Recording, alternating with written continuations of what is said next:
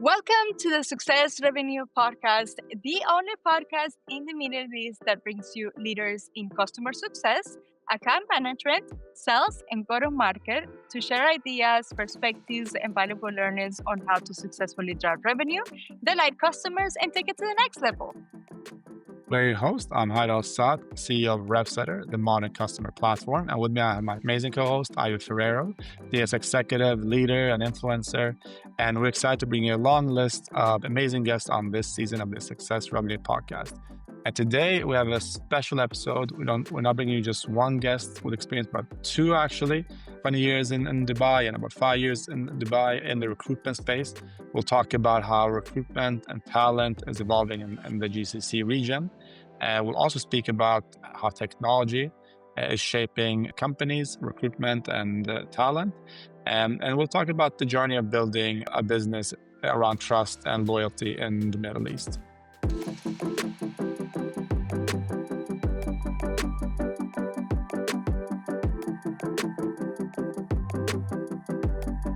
So Ivy, I'm super excited. We're going to cover a ton of stuff today. And what I think we should do actually jump straight into the conversation, because the first time we'll have two people on together that I think will cover a lot of really interesting topics. So what do you say? I hope you've been well and are ready to go for this conversation, Ivy. Yeah, let's do it. I think it's going to be a very, very, very incredible conversation. I can't wait. This dynamic of having two guests is just blowing my mind, and I know we're going to have so much fun. So let's go ahead and Let's bring do them it. in. Yeah, let's do it. Go ahead. All right, guys. Today's episode is a very special one because for the very first time, we're joined by not just one, but two incredible guests. First up, we have Alex Koumi. He's the managing director of Kingston Stanley. Alex has shaped the recruitment landscape in the Middle East for over a decade, leading an award-winning agency that specializes in digital, tech, and corporate talent. With over 165,000 followers on his personal LinkedIn account, 800,000 on his company's account, and recognition as one of the industry's most innovative leaders, Alex has built his reputation on trust, transparency, and results. Yet, beyond his achievements, what truly stands out is his genuine passion for helping people thrive. And alongside Alex, we're joined by Dan Wardle. He is the business manager for technology recruitment at Kingston Stanley.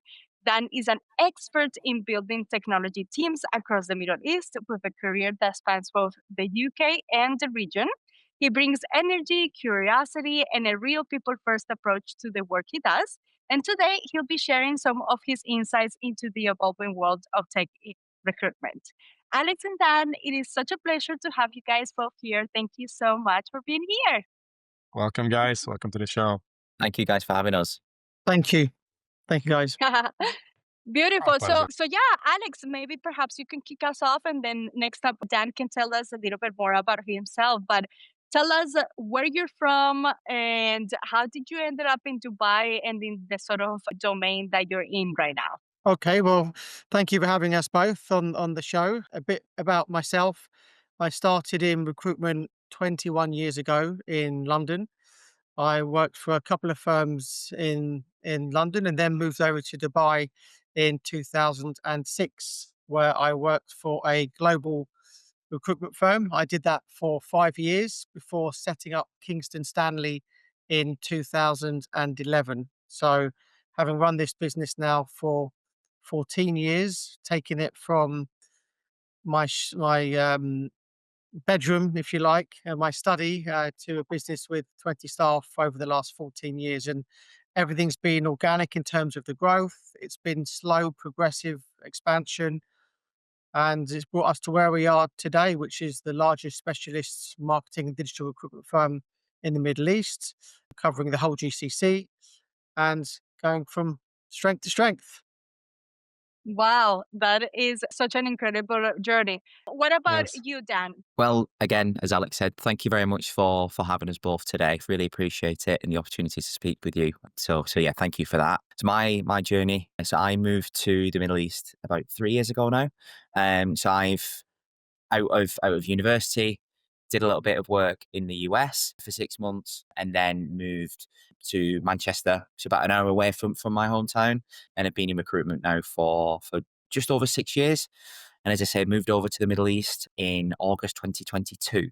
So then I joined Kingston Stanley. When was it? It was March 2023. So I've been with the business now for around about 2.5 years, and have progressed on and recently been promoted to business manager. So now I have sort of full oversight of the technology division here, manage a team of 4, and we're servicing some of the largest clients in the Middle East, big 4 consultancies, fintechs, some really well-known names in the region, both across the UAE, KSA, and the wider GCC. So yeah, it's a fun job, and it's a market that never stops. Wow, incredible. And Alex, I guess you can tell us a little bit more about what you have built with your company, Kingston Stanley. I mean, of course, you have such a long experience in the recruitment world, but what really passionates you about being in the recruitment world? Well, I always wanted to own my own business from university, studying business management and then working in the UK. And when I moved out here after 5 years at another agency, I decided now was the time to set up shop. The market was doing tremendously well. Business was great. I'd established myself as a specialist recruiter, and I took the opportunity there and then to take that step to set up Kingston Stanley, and something I've always wanted to do. And as a business owner, obviously it allows me to give back in terms of the work culture and help grow a business and build a brand and build something special. Oh, beautiful. That's nice. Yeah. Yeah, no, that's awesome. And I'm curious, Alex, just kind of, as you said, you really built your career here and in the region in the Middle East, which, as we all know, even for us, like myself, I've been here for a year, so a short amount of time. You've been for, I'm sure 20 plus or 15 plus years, whatever it might be at this point. But we all understand it's a very unique region with its own context and cultural aspects and business aspects as well. From your perspective, kind of what makes recruitment in this region unique, if it is in your mind, and where do you see kind of the biggest opportunities for growth here moving forward when it comes to recruitment here? It's a great question. Look, having worked in the UK and worked in the Middle East, it's two very, very different markets. So the market out here is sometimes referred to as the wild, wild west of recruitment, just in terms of the volume of jobs, the volume of candidates, the pace at which everything happens, the challenges. There's so much happening in this region. Really, to be a good recruiter, you need to be tremendously organized. You need to understand what you're doing and really get used to, I think, a lot of time wasters as well, in some respects, Hmm. where you may be given a number of jobs, but 50% of those roles will go on hold. Candidates may be looking for jobs and then they may change their mind. So there's a lot of problems in this market to navigate. In the UK, you would only need 5 to 7 jobs to be a particularly good biller, but out here, you need a lot more jobs, anywhere from 10 to 15, because half of those roles are going to go on hold. Often, clients would change their mind, they move the goalposts, and it's very, very challenging, as well as candidates often change their mind, and there's a lot of counter offers. There's a war on talent, if you like. So good people are often counter offered to stay, and then you'll obviously need to start the search again. But it's a really tough market. LinkedIn is completely kind of overwhelming. So if we do an advert on LinkedIn, we can receive 500 applicants overnight. We can receive 4,000 applicants over the weekends.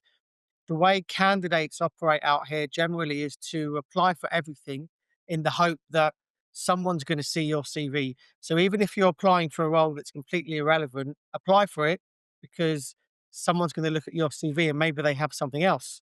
It's tremendously challenging with all the noise, all the emails. We receive hundreds of emails every day. Clients are constantly giving us jobs, moving the goalposts, changing what they're looking for, and it's a tough one. But ultimately, to be successful out here, you need to adapt.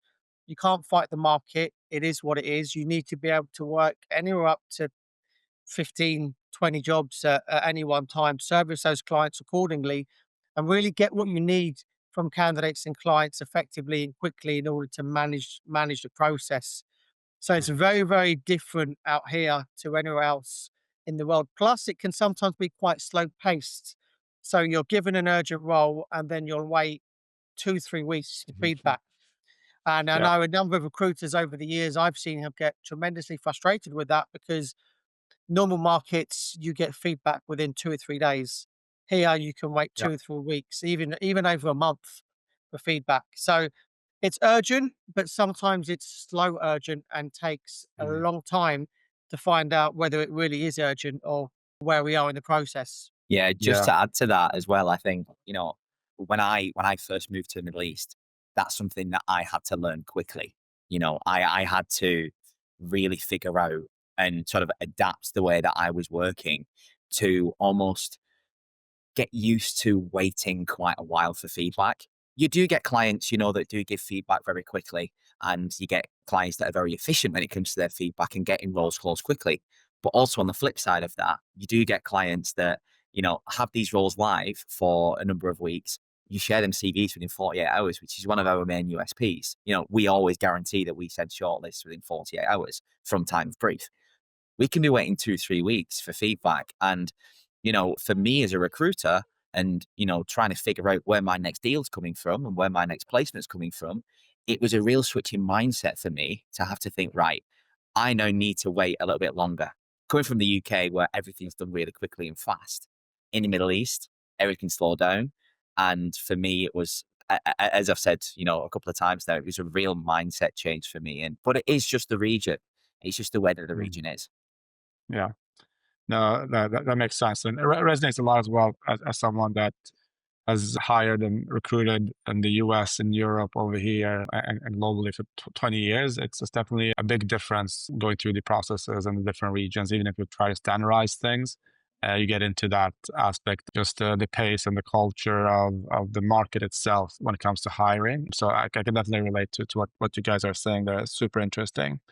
And Dan, I wanted to kind of stick with you there because you're in a kind of a unique position. And I think this is really fascinating for myself, being someone, like I said, that is in the technology space and in the AI space and seeing shifts from a operator perspective and a company perspective. I'm curious to hear from you that is kind of recruiting for some of the biggest firms in the region and really some of the firms from a technology standpoint that are shaping the future. How do you see that the recruitment philosophy, the types of roles that are being recruited for, how has that shifted in the tech sector in particular here and the GCC over the last year and a half, really, and moving forward? Are the roles different? Are you looking for different skill sets, capabilities? What's the mindset shift there in the space? Yeah, that's a great question. I think, you know, as I said in the introduction, I've been in the region now for over 3 years, and I've seen this market change exponentially during that period. I think even more so, sort of, as you said, hey, sort of over the last 12 to 18 months, clients are now being a lot more selective when it comes to who they want. You know, a lot of people just thought, I'm going to relocate to Dubai. I'll find a job within 2, 3 weeks. I'll get my boots on. I'll get on the ground. I will dot around and try and get to as many interviews as I can, and I'll land a job. That's a little bit different now. That does still happen, but also a lot of our clients now are looking for regional experience. It's not just having experience in the UK, Europe, the US, wherever, but it's having Middle East experience because the way of working here is a lot different than compared to the rest of the world. It's both efficient, but also things are done slightly differently due to cultural reasons. But then also as well at the same time, our clients are being more selective. As Alex said, we can get thousands of applications every day for our vacancies that we post on LinkedIn and on our website. So clients can pick and choose exactly who they want. They can choose based on years of experience. They can choose companies that they've worked for. They work for a competitor, for example. And then also they look at their business as well. And they're like, right, what kind of person would fit culturally with our business? What kind of technology that they have worked on, be it, a software developer, have they worked with, I don't know, the largest and the newest bits of the JavaScript framework, for example, or a data engineer, a BI engineer? Have they worked with Tableau? Have they worked with Power BI? Have they worked with a specific cloud platform? Clients are now being very specific when it comes to who they hire for good reason. But then also on the flip side, on the candidate side, I understand the frustrations because people are applying to thousands of jobs, and they may feel like that they aren't getting anywhere. So, it's both the clients being more selective, but also as well the sheer amount of talent that's in the region right now, because everybody wants a job in the Middle East because of how exciting this region is. Yeah. Yeah, amazing what you mentioned, Dan. And you know what? The interesting thing is that I have met a few people that have been recruited overseas. And I found that to be interesting because I guess these companies didn't really care for people to have the Middle East experience. So cause sometimes I get messages on LinkedIn of people asking me what should they do if they want to get a job in the Middle East. My first thought is like, you have to be here, you have to hit the ground running, right? Like network and stuff like that. But I have actually been a couple of people, weirdly enough, that have been recruited from overseas. Yeah. And Alex, I kind of wanted to come back to you. I wanted to ask you a little bit more about the career that you have built, because now you are leading one of the region's most recognized recruitment agencies. Looking back, what were the key decisions or the type of like mindset shift that helped you rise to where you are today? Mm. Look, for me, from the very beginning, I wanted to run a business that was sounds like a cliche, but honest, ethical, professional. It's not about the numbers and KPIs. It's about providing the service, working with candidates and clients closely, building the brand, building trust, and then the business will grow off the back of that. Worry about revenue later. Provide the service, provide the quality, and then the business will grow. And that's what it's done organically. And for me, the biggest challenge was making the first and second hire because you're working from your study. It's just you. There's no office. You've got no costs. Then you hire the first person. You take the office space. Your costs go from zero to 20, 30,000 a month. Then in addition to that, you have the visas, the medical, the flights, the gratuity, the other operational costs. You get to three, four, five people. Your costs continue to grow, and the most important thing, which I believe, is making sure at the beginning stage of setting up any business, you hire well. You have to get those first few hires on point, and it's really important. I mean, we all know 90% of businesses fail within their first year. And the reason being because they're not profitable. So they are profitable, but cash flow is the issue. So you can be profitable on paper, but if you're not getting the cash flow right, you're not keeping your costs down, then that's a problem. So hiring the right people, treating people with respect. I like to treat my candidates, my clients, my staff as friends, as if I would, give people good, genuine advice and build on that. And that's what I've done over the course of the years, just to treat people with respect, give them time, give them support, and then the business will grow because of that. You've got to have the strong foundation. You've got to get the right hires at the beginning. It's hard because obviously people will let you down along the way, but just making sure those first few hires are good and they stay with you. We had very low attrition rate at the beginning. People would never leave KS. It was only after 5, 6, 7 years there was a bit of movement, but ultimately there was no reason to go anywhere else. Good culture, good salaries, good commission structure, good brand, supportive, a really good business, and that gave us the foundation to grow to where we are today with no investment, no funding. Everything's completely organic from the team and the hires we made back in 2011 and onwards to where we are today. We've got a great team in place, great loyal, hardworking team. But it started challenging at the beginning, but it got us to where we are now. So interesting. I mean, it is true that your people make your company. With this, it kind of sparked a thought on me, Alex. Like when it comes down to hiring an A team, what are the sort of things that you should look for? Because of course, there's some hard skills that would be required for a job, and then there's some soft skills. But you also get a gut feeling, and in the intuition at some point, just when you're interviewing someone, it tells you, okay, this person is for sure going to help me build the company from ground up. Like, what Mm. are you looking for when you're hiring an A team? Honestly, it's down to personality. You've got to gel with that person. You've got to believe that person's story. They've got to have good communication skills, explain themselves well. There's got to be a connection and they've got to be willing to learn because I'm learning every day now. You never stop learning. And those individuals that still want to push themselves, want to learn, want to progress, want to excel, these are the guys that generally are high performers, and individuals that maybe rest on their laurels are the ones that maybe fall behind. Got to keep moving and developing as a person, as an employer, as an employee. So ultimately, that's super important. Yeah, it's hard to Yeah. get. It's hard to just hire top superstars. There'll always be a balance, but can you hire people that will develop and grow, work hard, try their hardest, give it 100%, and get the results? And with the right development, coaching, and mentoring, you can get there. Okay, that completely makes sense. And Dan, coming back to you, as you are fulfilling the requests and the expectations of your clients, would you say that clients' expectations are evolving in when they're hiring a tech talent, specifically with the rise of AI? And do you think like they are prioritizing hands-on tools, strategic thinking, or something else? Yeah, I think, everything is evolving. The UAE, Dubai, where I'm based right now, it's constantly evolving day by day. I do think that our clients, again, being more specific with their requirements now. They want in regional experience. Do they want to have somebody who's worked in a fintech startup, for example?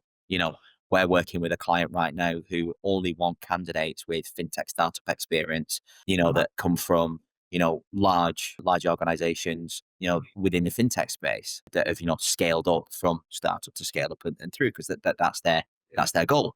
We're also finding as well that nationalization is becoming quite a big thing as well, both Emiratization, Saudiization, when it comes to other clients as well. I'm finding that more in KSA right now. We are finding that a lot of clients are wanting to hire more Saudis, particularly in tech, because the talent pool in Saudi at the moment is starting to mature. It's starting to mature. It's now starting to get to a point where they're not having to bring expats through. They're looking after their local talent. And Saudi organizations are now starting to hire more Saudis. Consultancies, for example, we work with, tier one consultancies and big four. We're finding now that in Saudi and in Riyadh, on the requirements that we're given, they are looking for Saudi talent because they need to hit quotas, as passed on by the KSA government. Same here in the UAE, you know, and that talent is now starting to mature and get to the level that these large organizations need as nationals. And as I've said, they're not having to hire expats, because then that increased costs, visa costs, medical insurance, etc. Everything is a cost. And if they can hire nationals, some of those costs are taken away, and they're also helping the local economy and helping, the government with what they want to do. So yeah, again, to answer your question, Ivy, I do think that the world is evolving within the recruitment space, at least. Yeah, it's ever changing, and we need to stay as agile as we can to make sure that we're evolving with our clients and that we're doing all we can to make sure that we're providing the talent that they're looking for. Interesting. And just I want to take it back off of that a little bit, Dan. One of the things you said, and maybe this question is for either of you guys, but I'm curious to kind of hear your perspective as being obviously in the space of recruiting and talent in the region. And I'm sure you have hear different perspectives from the business owners that you work with and the people you work with. But do you feel like when we look at markets like Saudi and here to some extent, but in particular like Saudi and others, the kind of requirements to hire local talent, even for international companies, you have Saudization stuff and those types of kind of legal requirements to do it. Do you think that has helped or hurt the local talent pool in terms of seeing companies where maybe the qualified people are there just because they need to be there on paper versus developing into the skill sets that are needed to get these jobs? And this is obviously improving across the board, which is great. But what do you guys think about just that strategy in general? You guys have been in the region for a few years, and obviously Alex for a longer time. Has it been a good strategy, or maybe one that has hurt a little bit the local talent pool that exists? So I think it is both helped and hindered the market. I think it's helped the market. If we use Saudi as an example, it's helped the market. More Saudi nationals are in working for these large organizations. They're hitting the targets that they need to do, as passed on by the government in Saudi Arabia. Now, from a recruiter's perspective, it also has hindered it because maybe, say for example, we got given a job description of having somebody that they may need six years of experience in data engineering, for example, and we get given a salary banding. We'd get an X for that salary. If we're looking for a national, you'd need less experience, but still for the same salary. So, nationals come at a cost. And I feel like that is where it's maybe being hindered a little bit, because we're finding local talent is being progressed through the ranks a lot quicker, whereas they may not have the experience that expats might have. And that's not anything against the Saudi talent pool. It's just fact. Local Yes. talent gets progressed through the ranks quicker. And also they may not have the same years of experience, but they would also then garner a Right. and request the same Similar. salary, Yeah. if not slightly higher, because they know that they're in demand for the experience that they've got. So yeah, it's both helped and hindered the landscape. That makes sense. That makes Yeah. sense. I think it's a big thing. Alex, anything to add there? Oh, I would just add a lot of businesses are using their graduate programs to hire local talent entry level from university graduates and bring them into business and then progress them through the ranks and train them up. So that's a good way of hiring local, if it's UAE talent or Saudi talent, and keeping them with the business as they progress. And I think that works quite well. It doesn't always have to be hiring at the C-suite level. So it's a good Yeah. way to do it as well. I remember, when we look at when I first moved here and I set KS up, and in 2011, 12, I remember clients were looking to hire people with online. Back then it was called more online. Now it's digital. Yeah. So when you, and online digital wasn't really a thing here in 2010, 2012. So clients were looking for individuals with 5, 10 years experience in digital, and that talent wasn't here.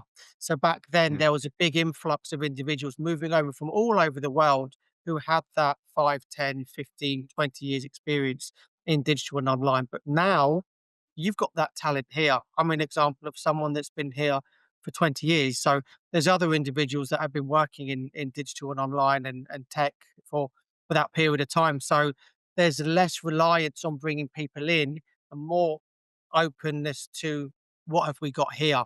And I think that's helped the market tremendously with time, right? And as the market develops. Yeah. No, that makes a lot of sense. And going back to that as well, Alex. If we look at Kingston Stanley, and I was gonna say, do you guys have an abbreviation or something? That's hard to say. KS there. I thought, oh, yeah, about an Yeah. internal thing there. Yeah. But I was just curious, kind of, you talked about the early years before digital was really a thing, and in the market here, and as for yourself starting up Kingston Stanley and building it. It's clear that today you guys have a very strong reputation in the market, in the region. But how, kind of talk to me about the process to build up that trust and that loyalty within the market, because we all know the trust aspect in doing business in this region is really important. You have to have that trust and Mm.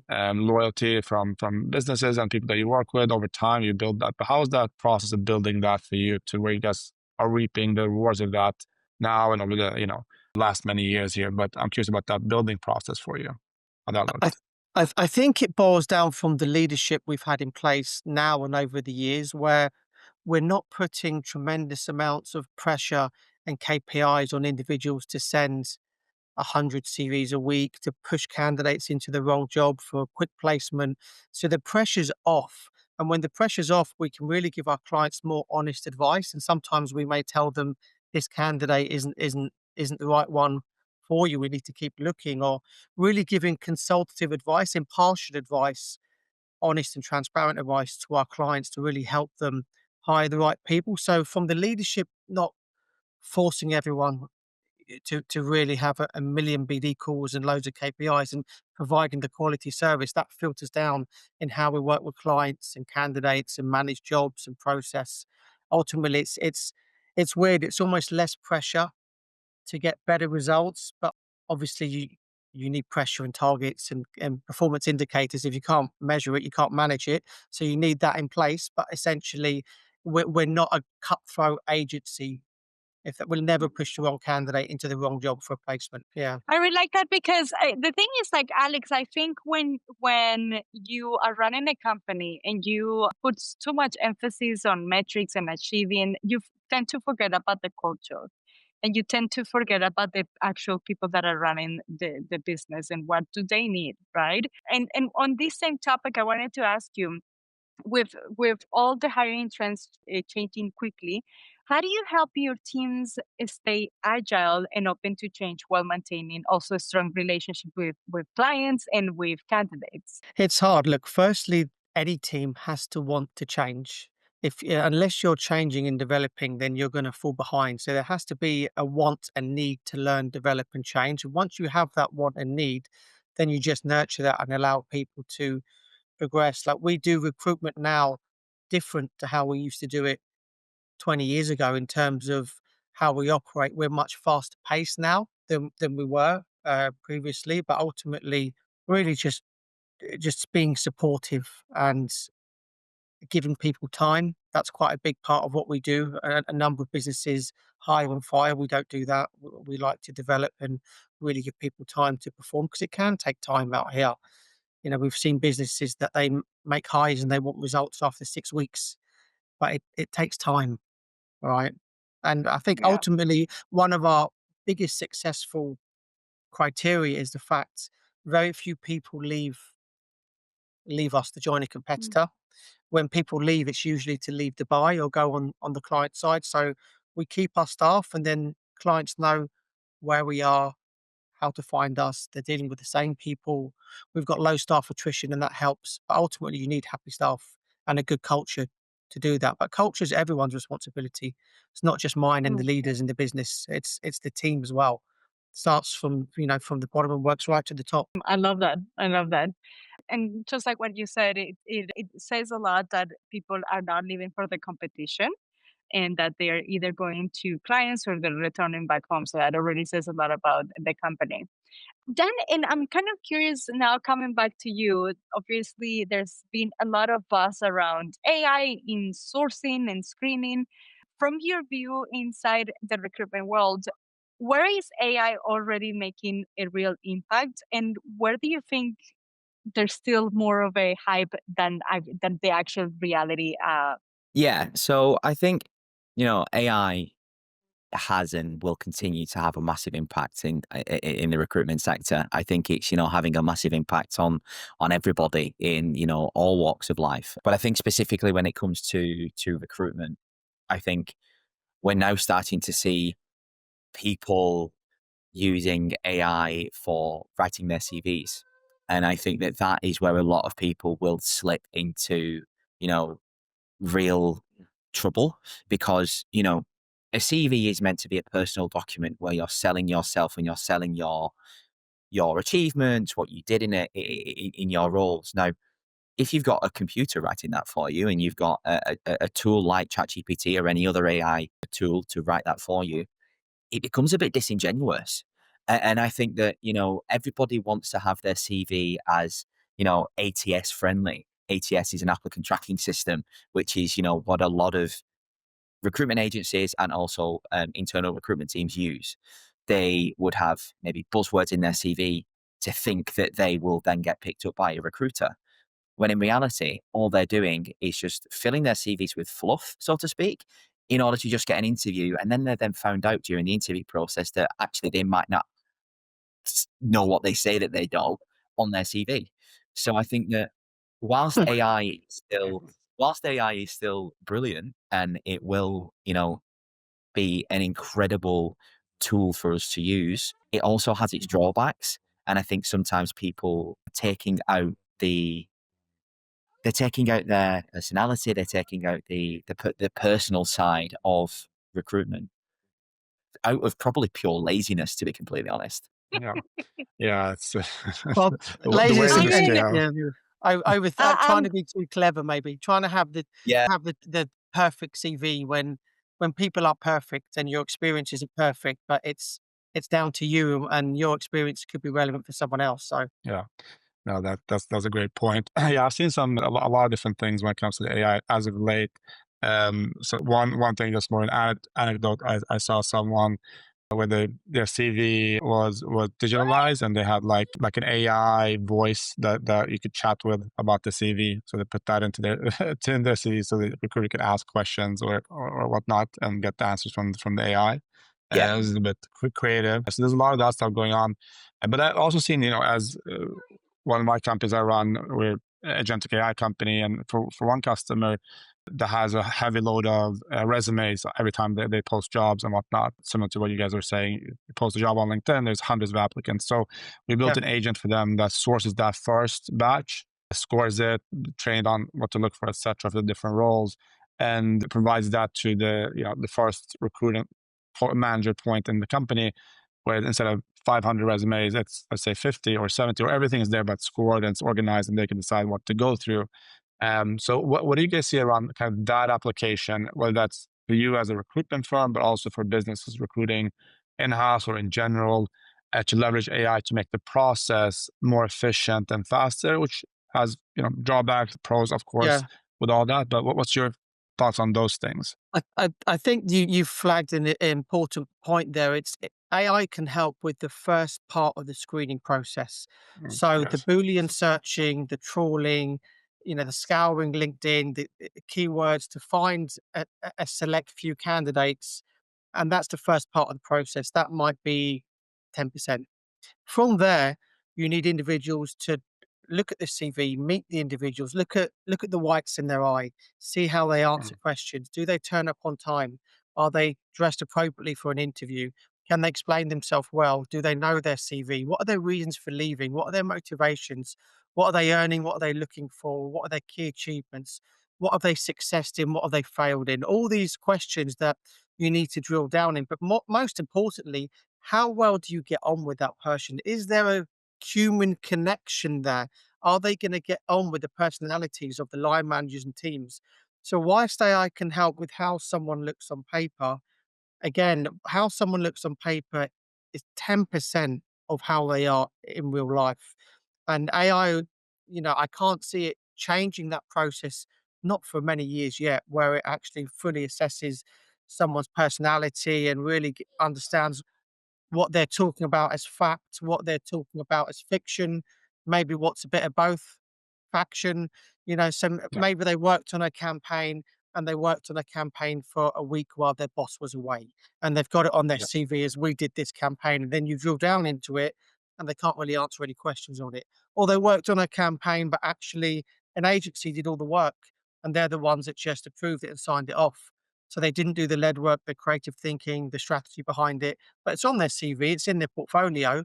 But again, with a bit of deep diving, you realize they're not the ones that did it. And it really depends what individuals are looking for. So there is a place for it, but at the very beginning of the process, in my opinion, for certainly for a few years yet as it develops. Yeah. Yeah, no, I totally agree. I think that first part of the process, the scouring, the sourcing, maybe even first review of just applications themselves, that there's a place for that for the AI. But at the end of the day, recruiting, it's a human endeavor, right? It's humans to humans. You need to have Correct. Yeah. humans involved in that process to really understand it. So definitely a line there. And I think those are excellent points, Alex. And maybe a little bit kind of to the types, because the recruitment will continue changing also based off of what roles and what types of skill sets we're looking for, right? To assess someone right out of college for an entry level sales job is a very different process than assess someone that's going to run a larger team or that's going to maybe set some of the really important frameworks for what you're going to do with AI as a company moving forward. So every role, obviously, every type of thing has its own way of recruiting and things, even though there are some shared principles. But I'm curious, Dan, are you seeing any kind of roles that have emerged as of late that you think are really exciting, or maybe that you didn't expect to emerge, that you're seeing more and more requests and demands for in the region? Yeah, I think, you know, as as this market continues to mature, I feel like the tech world will start moving to more so like what the European market is like. We are now going to start seeing larger internal teams in the likes of cybersecurity. We're going to start seeing more data and engineering. AI, obviously, as that's the big one right now. A lot of work is being done within sort of smart city and IoT, Internet of Things solutions. Just one example from that, we're finding a lot of our big four clients are looking for experience within smart city solutions, AI, IoT, linked to a particular client that they're, that because everybody here in the Middle East wants to be at the forefront of everything. So Of that course. whilst doing that, they also are now building out these teams to be able to fulfill that need. So yeah, I would say cybersecurity, data, and AI is a big one, and then smart city solutions as well. That's another thing. Again, linked to AI. So yeah, I would probably say those three markets are the ones that I'm more. Obviously, software engineering, that's always Yeah. been, building these new products and mobile apps. There's always going to be a need for good, strong software developers in this market as well. Yeah, no, that makes a lot of sense. And I think, yeah, there'll be, I saw a report from the World Economic Forum. I'm sure you guys saw as well, in terms of something along the lines of 90 million jobs will be gone by 2030, but 185 million or so new jobs will be created. So, net, we're doubling the number of jobs added versus created versus lost, but it's new types of jobs and new things. And I know one of the, I'm not going to say their name here, but a really big company in the Middle East, they're launching soon a new app for recruitment where companies and talent can come together, but it's specifically for AI jobs. So higher skilled AI jobs and matching businesses and talent in the region specifically. So I think that I think we'll see a lot more of those new things, new jobs, new titles coming up.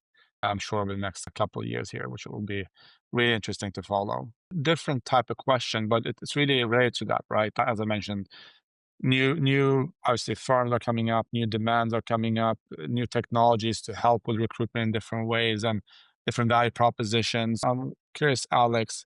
It's recruitment is a very high pressure industry. I've known many people in recruitment over the years and worked with the recruitment firms or also hired, internally in companies.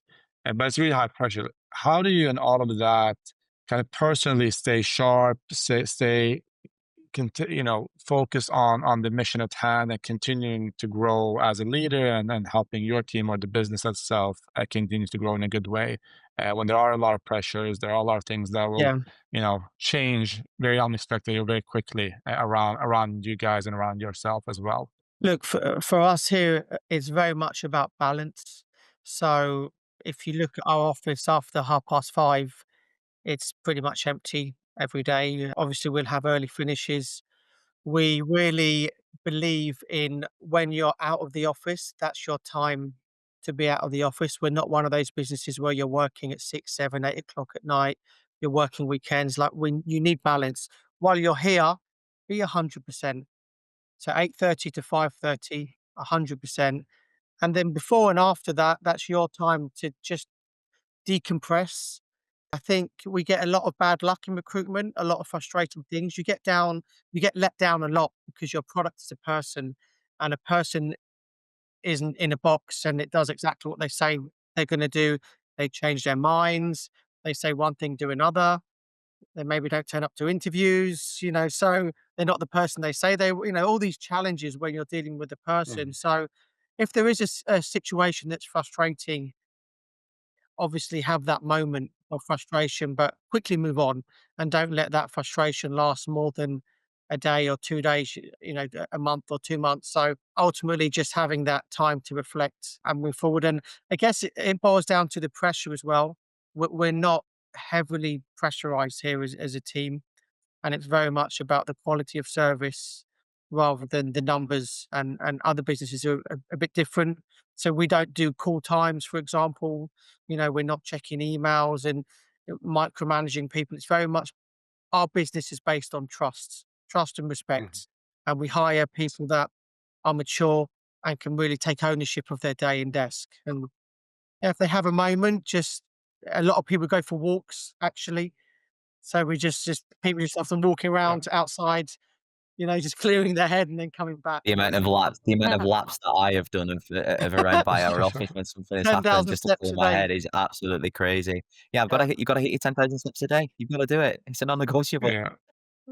Yeah. No, that's great. And it's, I think what I'm taking from Alex is you create balance within the chaos around the industry itself, and allow people to really grow in that. Because at the end of the day, recruitment is a sales job, right? You're 100%. getting customers, you're getting candidates, you're putting them together, you're selling the job, the person. So Yeah. it's a constant sales job, and in any sales job, you need that balance, at least mentally, to perform really well. So Yeah. that makes a ton of sense. I think Uh, in uh, any business, your biggest threat isn't from an external factor. Your biggest threat is from internal. So it's staffing issues, it's problems internally. And as long as you can keep that to a minimum by having a good culture, keeping everyone within reason happy and content, then you mitigate the risk internally, and then you can deal with everything else that's happening out there. That's life, that's business. But making sure your house is in order and happy and content and balanced. I would say that that's a big thing in terms of what drives our success. You don't want to be fighting fires every day in house, yeah, right? absolutely. Amazing, amazing. And yeah, so interesting. And guys, we've really ran through a lot of our conversation already.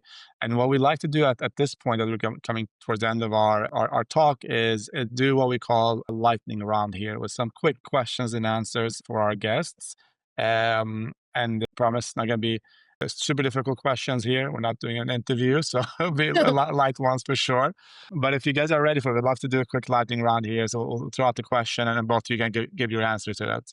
Sounds good. All right, so we'll start off easy here with what's your favorite content to consume right now? A favorite book, podcast, whatever that might be. Ooh, so Oh, I do enjoy a podcast. I enjoy a podcast. I enjoy it like when I'm maybe out for a run in the morning or when I'm driving into work. I have two main staples really when it comes to podcasts. The Diary of a CEO is one, Stephen Bartlett, and also the High Performance podcast as well. That I think is great, and also not like sort of work related. I would say the Overlap as well. I'm a big football Mm, fan. And, likes of Gary yeah. Neville, Roy Keane, those guys on there. Yeah. I enjoy that, and I enjoy listening to them. My club, Manchester United. So I have to do it, and yeah, he's good. It keeps my mind. Very good. good Nice. answer. That's a But good. yeah, For me, I spend a lot of time actually on sports podcasts as well. So Talk Sport's a big one for me in the morning or at the gym or after work. very nice. Great. Yeah. Kind of unwinding with some sports, whatever other topic outside of business and work is, I think, is a hit for all of us, and definitely helps to keep the brain thinking about something else sometimes at least. So that's awesome. All right, next one up here. Favorite people to follow or get inspiration from? Any specific person or someone you'd want to mention? Not more so like a specific person, but I do get inspired by people, posting their success stories online. You can't always believe what you see online, but when see what people have done throughout their career, it sort of gives you, the belief that, you could do that too. Um, I'm a sucker for getting sucked into those success stories and G myself up and thinking, right, that'll be me one day. Yeah. I think for me, it's not one particular person, but we spend a lot of time on LinkedIn and just seeing the posts from could be anyone out there, and just with some really good content and thought leadership and just inspirational posts. Just generally, I think everything that's out there. Yeah. Nice. Awesome. Great. And next one, and maybe my favorite question here is what's new idea or concept of sorts that you've heard lately that you find really interesting? It could be something big, it can be something small, but anything that you found or heard or learned about that you found really interesting. Thing that I would say is something that I've heard a lot of. I've heard a lot of people talking about the book Let Them by Mel Robbins, just not letting outside noise affect you in both personal and professional life. There might be things going on in your personal life, or there might be something which may have annoyed you in the past, or, if somebody's doing something that you're not too happy with, just let them do it. If that's what they want to do, let them do it. And that's something that I'm really starting to try and teach myself to do. I get quite annoyed very easily at certain things, and if somebody does something both in and out of work, it can annoy me a little bit. But I'm just like, let them. I'm not doing it. It doesn't affect me. Let them crack on. So that's something that I, as a bit of personal building. That's what I'm Yeah, trying to do. I like Nice. that. I think I've got a similar analogy to it. It will pass. Whatever's happening, whatever moment you're in, it will always pass. So time is a great healer. When things are going well, stay calm. When things are going bad, stay calm. It will pass, and that's one thing I suppose that learned from COVID. At the time, you thought it was literally the end of the world. It passed, and a lot of businesses came back stronger. For me, I use the app Wiser, which is quite cool. So it's a snippet Mhm. of books summarized in kind of 5, 10, 15 minutes. So like Diary of a CEO, How to Influence People, Atomic Habits, and it summarizes the Mhm. best points, which I find quite useful at the gym or in the car, just to take two or Yeah. three things from each book. Yeah. Very nice. Very nice. Another So, one so for me that I've just thought of as well is something that sort of links to work, and when you're having sort of self doubt. It's, if it was so easy, everybody would do it. mhm. I think that is something for me. When, if you're Yeah, having a bad day at work, or you're having doubts about relocating to a new part of the world, if it was so easy, everybody would do it. So you're yeah, really good at what Mhm. you're doing, and well done for doing yeah. that. Like, I bet Work is that's hard, isn't it? yeah, Work is something I hard. If it's hard. It's hard work. It's not easy. It's meant to be Yeah. hard. It also Should be. being poor is hard. You gotta choose your hard. Like which one? You're gonna work your ass off or you're gonna be poor. Since you guys are very philosophical, you guys are gonna really like my question. So, what is one life philosophy you like to live by? For me, it's treat people how you want to be treated, 100%. And for me, I always try and see the good in people, which may come back at me, but obviously, just treating people how you want to be treated. Treat people with respect and be kind. It's so important. Mhm. Yeah, being kind is the main one for me. Throughout my life, I've always been somebody that I don't like confrontation. I'm always the kind of person that I just want to make everybody happy. So if I want to do that for the people, I'd like to think they'd do the same for me. So it always is about being kind, and just, you know, being kind to your neighbor, being kind to your friends, being kind to the person down the street, just being nice to people is something that I always try and do. No, just being part of the solution, not the problem, right? So just trying to always do the right thing. Yeah, love that. And on the weekends when you guys are trying to decompress, what are you guys up to? Well, something that I've recently tried to get into a lot is running. So I last year I decided to give the Dubai Marathon a go. So I ran the Dubai Marathon in February, and I think for me it's just time to myself, just to clear my mind. I may be on the struggle bus, but if I've got that time where I can just zone out, stick a podcast on, stick some music on, and just run. That for me is something that I try and do a lot at the weekends. I'm, almost recovering from the week, getting everything done that I need to do to make sure I'm gonna have a good week next week. But yeah, that's what I try and do. And obviously seeing friends and spending time with my partner and stuff. Dan actually inspired me to start running as well. So I remember one day he came into the office and I was like, "How's your morning?" He said, "I've had a really busy morning. I was up at 4 o'clock. I took my girlfriend to the airport, fiance to the airport, then came back. Then I did a 30-kilometer run, training for a marathon. And then he came into the office. You've done all that before 8:30. I was like, I want to do that. I want to be that person that does something great even before the morning starts. So then I got into running and I did my first half marathon in February this year, doing another one in February next year. So now I'm that person doing early morning runs as well. So I don't do it all the time. I knock out 30-kilometer runs on the daily. I promise. It was the longest run that I did in the build up to Dubai Marathon, and it was funny as well, because the only reason I did it was because I was flying home for Christmas that night. So I was like, right, I need to get the run done.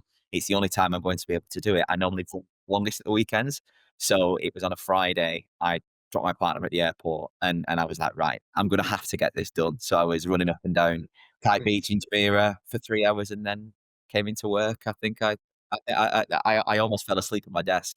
I think it's a good job that I didn't see me because I was slumped over my desk like, what have I just done? But it was worth it. I finished the marathon, which is a good thing. That's good. I love That's that. great. And for anybody that is listening that wants to connect with you guys, what is the best way of doing so? Honestly, I would say LinkedIn. My email's alex@kingstonstanley.com, dan@kingstonstanley.com. So you can connect, you can message, and you can find us on LinkedIn, or you can email us. Yeah. Yeah, we Or constantly call post. us. Yeah, you You can can give us a call call. us. Like, don't forget the old way of doing business before computers and email was a phone. Call us. Yeah, We're here. we always post stuff on LinkedIn. We're always posting stuff on our pages, not just us, but the rest of our team here. So yeah, Mm. LinkedIn's probably great. Just keep an eye on our socials, both business and personal. Yeah, look forward to hearing from Yeah. you. Amazing. Yeah. Awesome. Amazing, guys. Well, we have concluded our episode for the day. So thank you so much for being here, for opening up to talking about your journey and how you guys made it to Dubai. It has definitely been a very enriching conversation, and I just really want to thank you guys for giving us some of your time. Thank you guys so much. It's been a pleasure having you on and having the conversation today. Thank you. Thank you, Thank guys. It's you, been a guys. pleasure. Thank you so much. Hey, Dan Ivy. Cheers. We want to thank our sponsors for supporting the Sussex Revenue Podcast. RevSetter is the #1 customer success and management platform in the Middle East region, offering global capabilities mixed with regional solutions that helps your CS, account management, and go-to-market teams 10x efficiency, improve customer experience, and turbocharge customer retention rates. And thank you to Medlify, a leading marketplace for workers and employers in the healthcare space. Needs and demands meet, great benefits for both sides. Thank you again, and we'll see you next time.